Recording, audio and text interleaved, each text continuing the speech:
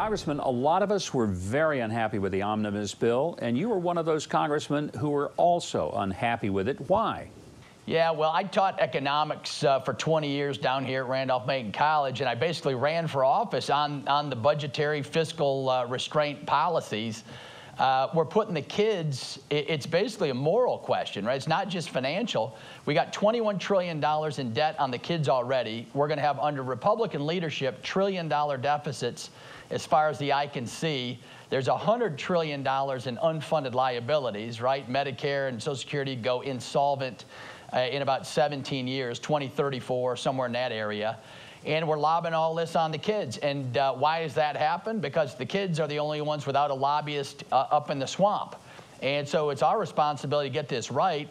And then on top of that, the president didn't get his agenda items through, right? There's really no significant wall funding. There's a little bit for a fence, et cetera. And so the swamp won, and the president's agenda for the wall and for the Goodlatte bill, which is the immigration policy, right? Ends sanctuary cities, ends chain migration, deals with the bulk of the issue, right? The wall is good down at the border. You got to secure your border, but you also got to do with visa overstays, which are over half the immigration problem with illegals. And so we're a nation of immigrants. We love everyone. I went to seminary 25 years ago. That's not the question. The question is you got to have the rule of law. And in San Francisco and California right now, I mean, they're just blatantly saying, even with a census news that just broke a couple days, whether you're legal or illegal, the rule of law doesn't matter in the country. And unfortunately, that's all of human history, right? All of human history was not pleasant. And we've been very lucky with the rule of law and free markets and the Judeo-Christian tradition. And those three things together have made us the greatest country on earth. And we have to preserve that tradition. Congressman, the president even teased the notion that he might have vetoed the bill.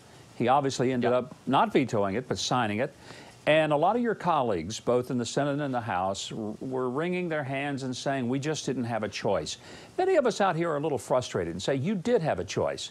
Even if it meant just telling the Democrats, fine, you want to shut the government down?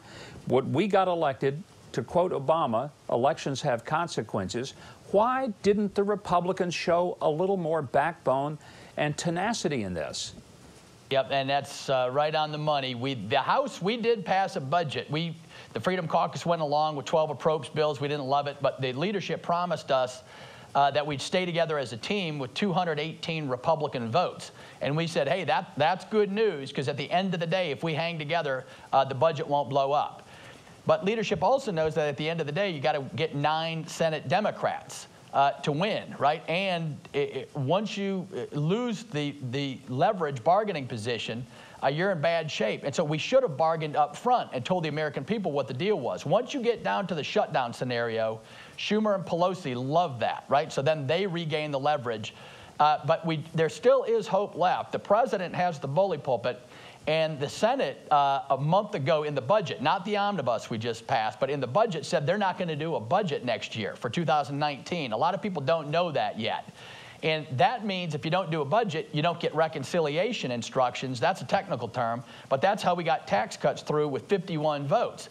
So we're giving up the most powerful tool we have in the Republican toolkit called reconciliation until November. Basically hinting that we're not going to do anything, right? So we want to do another round of tax cuts. You want to do welfare reform. You want to do some good policy on immigration. None of that can happen because you need 9 Democrats in the Senate. They're not going to go along with any of that.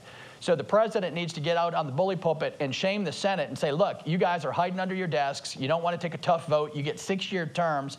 Get over it, and let's get to work for the American people on the things we promised them. 2 things undoubtedly helped elect Donald Trump. One was his position on immigration. One was the fact that he sided with a lot of the conservatives in the country on issues like defunding Planned Parenthood, taking a strong stand for things that people in the Republican Party and in the pro-life community care about. Both of those things got ignored in this omnibus bill. Don't you think that puts Republicans in greater jeopardy of losing the House and even the Senate when it comes November, because they failed to deliver on 2 fundamental and important promises? Yeah, no, that's right. And the House also, we passed a mini version of an Obamacare repeal. The Senate failed there, too. And then on immigration, we got the Goodlatte bill. Leadership promised we'd push that through. It's not through. And then you're right, on Planned Parenthood, we're funding a group who runs ads against Republicans. So we just voted for a budget that funds attack ads on Republicans, which very much disagrees with the basic values we have on the Judeo-Christian tradition, the sanctity of human life. And all of our rights come from God, right? Initially, they precede government. And so all of these are huge losses. The president is busting up the swamp, right? 10 FBI senior political appointees have either been fired or lost their jobs or whatever. That's not normal. And so we do have some good news, right? The president's breaking up the swamp in many ways. The State Department's probably next. The CIA's in play, right, with Brennan sending out these terribly hostile remarks. There's total corruption in the FBI. And so there's some good news. We've got, you know, the Supreme Court justice, and that's a great move. But yeah, on the basic policy pieces, we're not winning like we should be, and we've got to turn that around by getting budget reconciliation back. Well, Congressman, I hope that somebody is paying attention to you. We certainly are. Appreciate your hardline stance for the American people and for the American young people who are going to be saddled with an incredible burden. We're delighted to have you here. Hope to have you back. Thanks, and have a wonderful Easter.